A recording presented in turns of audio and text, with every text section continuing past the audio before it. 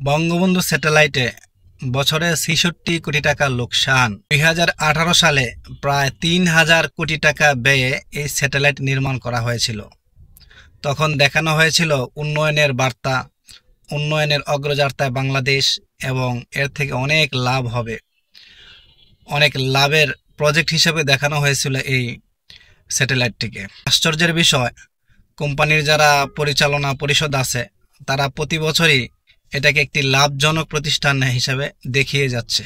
Bangabandhu satellite পৃথিবীতে ৫৭তম দেশ হিসেবে স্থান করে নেয় বাংলাদেশের, যা গৌরবময়। কিন্তু এরকম অপরিকল্পিত বা অলাভজনক একটি প্রতিষ্ঠান সৃষ্টি করা আসলে ঠিক হয়েছে কিনা তা অনেকেরই সন্দেহ আছে। তদুপরি যারা পরিচালকগণ আছেন তারা প্রতি বছরই লাভ দেখাচ্ছেন এই হিসাবে যে ৮৫ কোটি টাকা আয় হয়। কি আয়? অর্থাৎ এটা ৮৫ কোটি টাকা আয় হচ্ছে, ইনকাম হচ্ছে, কিন্তু এটার থেকে তো খরচ বাদ দিতে হবে।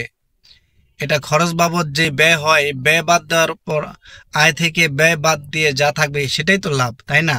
কিন্তু সেই লাভটা বা সেই ব্যয়টা বাদ দেয় না, খালি প্রতি বছর যেটা আসতেছে সেটাকেই, সেই আয়কেই লাভ হিসাবে দেখাইতেছে।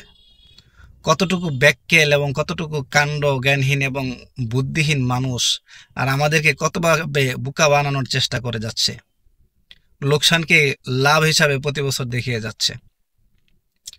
১৫ বছরের জন্য নির্মাণ করা হয়েছে এই স্যাটেলাইটটি।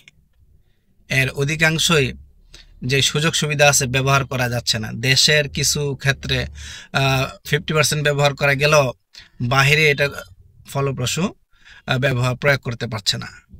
বিশেষজ্ঞরা বলতেছেন নির্মাণের সময় ফ্রিকোয়েন্সি সমন্বয় করে নাই এবং নকশার কাঠামোর মধ্যে কিছু জটিলতা থাকার কারণে এটা সঠিকভাবে প্রচার প্রসার এবং লাভজনক উপায় হিসেবে দাঁড়াতে পারে নাই। তো এইভাবে যদি প্রতি বছর ৬৬ কোটি টাকা লোকসান দিয়ে যায়, তো ১৫ বছরে এটা কোন জায়গায় দাঁড়াবে?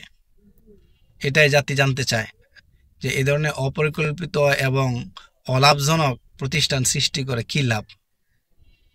যেখানে জাতির লাভ হবে, দেশের লাভ হবে, ওই ধরনের প্রজেক্ট নির্মাণ করার জন্য যথাযথ কর্তৃপক্ষের দৃষ্টি সকলে আকর্ষণ করছে।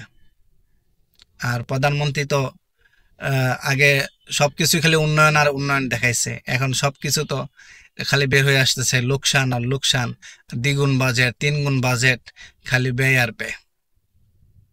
এই হলো আমাদের বাংলাদেশ।